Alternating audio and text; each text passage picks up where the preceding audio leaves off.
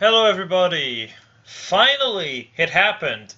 The God at High has realized that there's other games outside of FE7 through 14, more or less, because apparently Ike is the only character from 9, and Ephraim is the only character from 8, whatever, you get the point.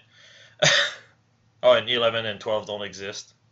Well, until now at least. So here we go, we have an actual character from FE1 through 6. Holy shit! And it's actually the fan favorite of Japan. God damn, it took them 10 legendary banners to realize that, Marth is an iconic character.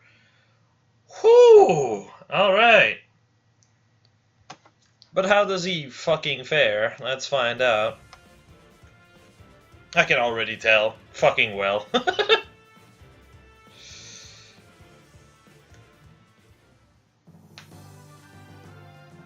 Legendary hero. Please, I've done nothing so grand as to earn such a title. I'll say one thing. Daisuke Iizuka is the man whenever armor is, on a character. And he did a fantastic job for Marth's art. Seriously, this just looks sick. He's also really good at doing Gambison, for those who actually don't know what Gambison is. Gambison is basically a piece of cloth that can be put on multiple layers to a point where it can stop even arrows. It's obviously not as resistant as armor, but it gives you more freedom of movement while still giving you a level of protection. Leather armor is garbage, guys. Just gonna point that out. It's actually not giving you a lot of protection. Gambison, you can actually put multiple layers to a point where it gives you a good level of protection. So, moving on. Oh, and if you're curious, Michaelis also is wearing Gambison. This is basically Gambison with plate armor parts slapped on it. So, already there. I believe this is our second character to get 3 unique slots. The first one obviously being Zelgius. I'm not sure if someone else actually managed to get this many beforehand. Yeah, no, I think before him, a legendary unit would always have, like, legendary weapon, duh, and then a unique slot. Like for Grima, it was Dragon Foreskin. For Ike, it was Radiant Ether. And then here we have Fire Emblem and Binding Shield on top of Exalted Falchion. Jesus Christ. And they are not bad at all either. So, Exalted Falchion, effective against dragon foes, who would have thought? Speed plus 3. That's really useful for his special. We'll get to that a bit later. Grant bonus to attack, speed, def, res during combat equal to current bonus on each of unit's stats. Calculate each stat's bonus independently. So basically what this means is it just double whatever buffs you get. So for example, if you get buffed by attack tactic, you get an extra 6 attack on top of it. So you get 12 attack as a result. Now, a lot of people are pointing out this and are just basically like, well, Panic Ploy fucks that up, doesn't it? Yes and no. Yes, it will reverse your buff, but you still have the buff itself active. It's just that you have Panic Ploy effect on. What this means essentially is it just cancels each other. You lose 6 attack because of the panic, but you gain 6 more from the weapon. So it's not that bad. It's basically it basically has an anti-panic at the cost of your own buffs, obviously, if you get hit by it. So that's good. And also, this weapon has so much synergy. And also, base Marth is most likely going to get it in 2 to 3 months, which means it's going to be a prime candidate for, like, a combo piece with Titania, for lack of a better word. Since Titania can just buff his attack by 6 attack, and then 6 def, 6 res, which would turn into 12 attack, 12 def, 12 res. Now, base Marth is usually based to be like a buffer, usually to help your bonus unit getting kills. But this actually makes him a all-out destroyer, which is fantastic. Essentially, Marth's base problem was, like base Marth's main problem was just getting attack, because base 31 attack is not good enough. But now, let's just put it this way. You put attack plus on Marth, or actually no, you probably want to go speed plus, but say Fury and Falchion, you have 50 attack already. If you are buffed by attack tactics, that is 62 attack. You are one-shotting certain dragons at that point. That's without an A slot in mind. Well, no, actually, that's with Fury in mind. I'm stupid. But you get the idea.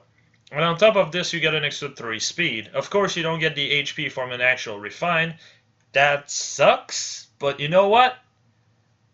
Fine by me. It's actually really fine by me, because you just get so much extra stat in everything just because of this effect. If you like pair him with Titania, that it's just like, what the hell? Titania plus Marth plus Erica can also really work well. Then you can maybe run a Blade Tome Mage for added coverage. There's plenty of ways to go around it. You can actually combo Titania into him and into other characters pretty damn easily. Now, for the actual unit, he actually has a self buff, and this is the second speed-based special in a while. Now, I heard some people say this power creeps Regnal Astra, this makes Ira a bit less good, and I disagree. 30% versus 40% is a huge it's a huge difference. But not only that, Marth has confirmed less speed than Ira as a result as well, because if you see him, you'll see it. Actually, you know what? I can actually show it off since it's right here. Yeah, stab. It's 30% of your speed. This is plus 11 points of damage. That means he has less than 40 speed, but still more than 36. That's with the weapon. So essentially he has 34 to 36 speed, which is not bad by any stretch, especially in the high tier meta, which is where you're actually going to be using him, especially if you're if you have a really solid team. Which, by the way, this artwork is badass. God damn, I was waiting for Marth to actually get a good art, and this is surely delivered. But to go back to good old stat kit. So he has 34 to 36 speed without the weapon in mind, which is good, but it's less than Ira, and Ira on top of that has an extra 10%. So the difference in damage is basically 11 to 16 at base, with like a slaying, what's the fucking name? Slaying Edge, refined to speed. He also has less bulk overall. At least that's what I'm guessing. Probably less in def once you have a support or a Fire Emblem procs. But certainly Ira has more HP, which is a stat a lot of people just don't really care about. But the more HP you have, the more likely you are of tanking Black Luna, which in IT Arena is definitely important, considering Zelgus is one of the strongest red you will fight, and you will fight him a lot. And I don't see Marth getting to the same level of HP, especially since he can get the same amount of HP from legendary units. He can't use that because it's a legendary unit himself. Now, that's not to say Fire Emblem is completely worse than Regnal Astra. Regnal Astra is better for straight up damage, and Ira is the best stat spread to really abuse Regnal Astra. Like, even if Carla had said Regnal Astra, she would do worse than Ira with it. Because the thing that makes Ira so good is the fact that she has the bulk to proc it twice. Take a blow in between just to proc it again, and just be fine. You can go against the blue and still win as a result. Carta is too frail, so she can't really abuse it. Anyway, so it does less damage, but it's more supportive. It buffs everyone and Marth himself by 4 in every stat, which is a massive amount of stats in general. There's one thing to keep in mind though. If Panic Ploy is part of what your enemy is running, this might actually play against you because, well, you're buffing your entire team. So you have to get out of range of Panic Ploy if they do have Panic Ploy. So, yeah, this kind of sucks. But other than this, this is basically double the buff that normal Marth would do. Now, if you have already tactics, this does not do much, but I mean, extra points in speed, which doesn't do much in a lot of cases, are always nice for at least PvE fights. In PvP, that's speed is kind of one of the worst stats right now, but you know, attack speed bond is whatever. It exists. Marth can definitely use it, but it's not a fantastic A slot. It's giving me you stats where it matters for an aggressive unit. That's cool. But the problem is bonds are usually used on the defensive. You want to bait with them because that's easier to actually bait than attack with. So, And if you're tanking Bolt Fighter, you're just signing your warranty or your fucking death treaty. You're gonna die. On the other hand, Binding Shield is a fantastic B slot. In combat against a dragon foe, unit makes a guaranteed follow-up attack, and foe cannot counter-attack or make a follow-up attack. Now, what this means is essentially you always double dragons. And if you're attacking a dragon, the dragon cannot hit you back whatsoever because they can't counter-attack. So basically it's Fire Sweep on top of a Breaker, but only on your player phase, so you have no drawback. In fact, you have a good side of this, and that's if they do attack you, because if they do attack you, they will actually be able to hit you. They can't hit you twice, ever. This does not have an HP threshold. This is stupid. Literally no dragon can do anything against you but just taking your shit, unless they have a lot of speed and Swordbreaker. It's dumb. It's dumb. It's insane. To put it simply, Summer Younger Young Tiki is one of the strongest Windsweep units and has a lot of speed. If she gets initiated on, she dies. And if you have something like Speed Tactic, even if she has Swordbreaker, you're doubling anyway. In a lot of cases anyway. Like, say it's 36 base speed, right?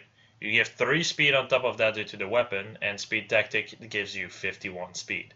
This is unmerged, this is without speed plus, you're actually just hitting 51 speed on an unmerged unit from one single skill buffing you. This is insane. This has a lot of potential.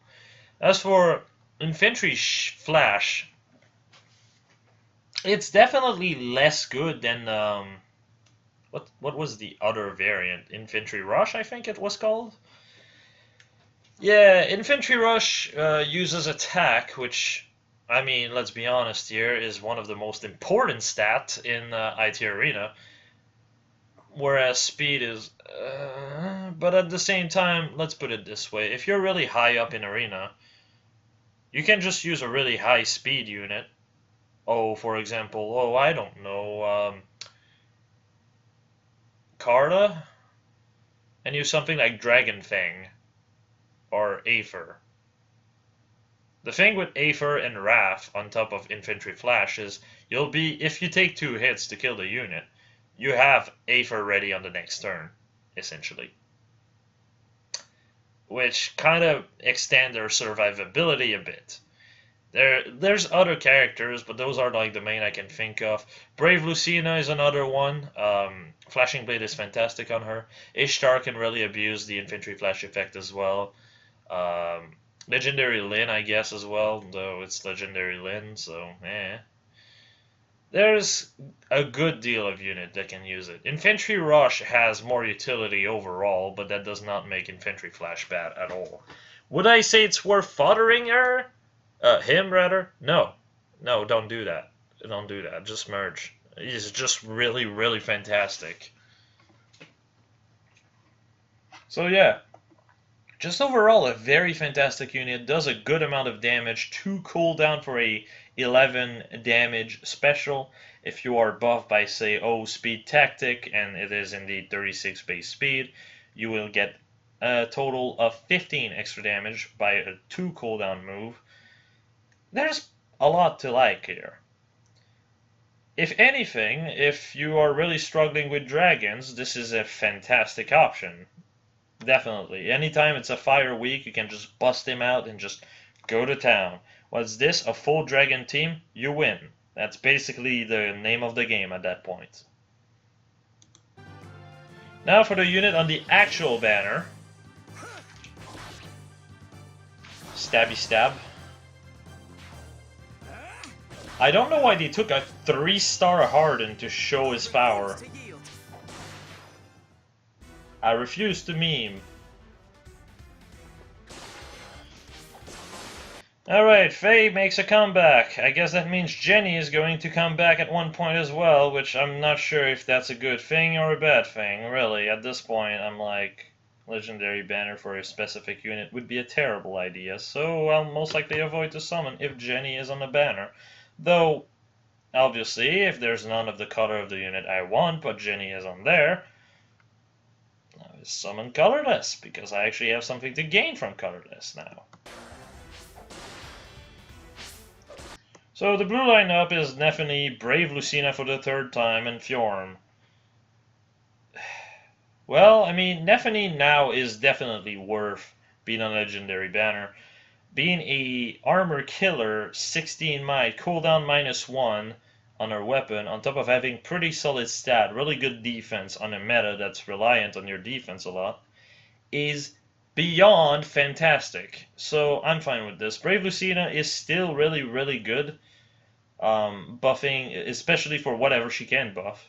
She can't buff everything. For that, just use base Marth. He's better at that. But anything else, she just does so much better, especially if brave weapons are you know, in the mix. Guntra as expected, Eleactor as expected, and Alphonse. So Alphonse is the best Axe Cav by a long shot. I'd say Titania has some utility that makes her stand out as well. Let's just hope Lex actually get added to, you know, the axes. That'd be cool. Anyway, other than this, Eleactor is fantastic for DC. He's a fantastic unit in general as well, so if you like him, go ahead. Best Axe Cav, like I said. One of the best legendary unit as well for just clearing content in general. Guntra is really solid. Though if you're going for her, you're better off going for the 3-man banner with World of Trachea Olwen, because that one is slightly better. Not by much, but she is better. No surprises there. Wow, how many banner have you been there consecutively? Oh wait, over 5. Okay. Reinhardt and Linne. Okay, so this kind of hurts me to say this, but why? Like, I can understand Reinhardt, he's really solid, but Linne? I don't mean to be a dick, but the fact that she's a dancer is like the main thing that's really going for her. Safeguard is a fantastic weapon, but not many characters can really abuse it to its fullest, so especially since you really want that to be on a very bulky unit, or a unit that just doesn't take hits in general. For example, my Olivia is using it and can hit upward to 50 to 60 defense, depending on the team comp I use, which, yeah, I hit actually 50 defense without buffs. And 43 res, at least for melee units, which makes her extremely hard to take down. So if I'm in a pinch, I can actually use her as a meat shield, on top of, you know, supporting dancer. So there's a lot I can use with this. But for other unit in general, it's just better to run Slaying Edge, because then that gives you a consistent special, versus Safeguard, which, well, you hit a bit harder with Bonfire or Ignis, but you proc it less often, so at the end of the day you kind of lose. There are some characters that can still use it, it's just... Lene is beautiful, mind you. I love her art. And I still consider her to be in the top 3 dancers of this game, purely because red dancers are just so fucking good, even to this day. But I don't feel like it's worth to put her on a 5-star banner. Sorry, Lene. But, oh well, she's precious. She's waifu enough, so I guess, it works. Oh well, at the end of the day, though, I would say Plu can be good if you really want to get merges on Fjorm. Other than that, I would avoid it. Colorless is, again, could be good if you need Fire Sweep Bow, but other than that, avoid it. Unless you want Kagero as well. Kagero is also a pretty solid flyer unit. For green, the green pool is actually really solid. Just all 3 of them are really solid units. Solid PvP unit, that's another story. Guntra is really good in AA, and so is Spring Alphonse. LA Hector will most likely be good for DC fodder at the very least, since he can't hit 175 BST, unless you really want to merge him. Obviously, if he's your Ross Bendo, go for it, whatever, right? So, yeah, and red, well, yes, pull.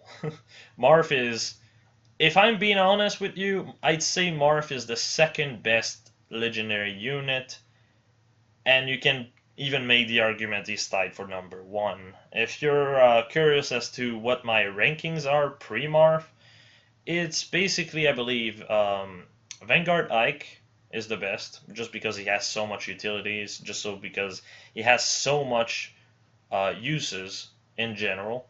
Attack Blessing is also good, and he's free.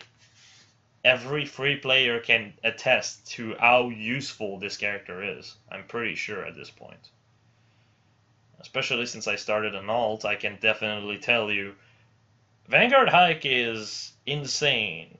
Extremely useful for PvE content. PvP still can help you score a lot more. I believe he still is tied for best scoring unit. That said, Grima has a slightly better head start because she already has a 300 passive. So Vanguard Hike is either stuck with Deathblow 8 or DC, which, well, those are special, alright. They're not very fantastic, let's put it that way. But he's still pretty solid nonetheless. After that, it's legendary Ephraim, just because he has unrivaled amount of just player face potential and damage. 70 attack unmerged with attack plus is absolutely ridiculous, and it just breaks shit when you realize that he can just double safely a lot. Then 3rd place would be... Oh my god. I need to really have a list of them in front of me. I swear to god. Lecter. There we go.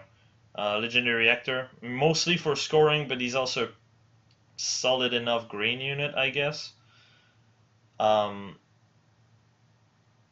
He can stop Bolt Fighter, which is actually pretty dangerous, as long as you don't go speed minus like a fool, which a lot of people have done, admittedly, before realizing that if you go speed minus and you're fighting a Fjorm Blast or a Grima Blast, Grima that is, you know, not speed minus, you get doubled. it actually kills you. This makes the big difference between one and the other. And as on top of that, if you uses a rally, even if you use a rally yourself, you're still getting doubled at that point. Fourth place would be Guntra, just for overall effectiveness.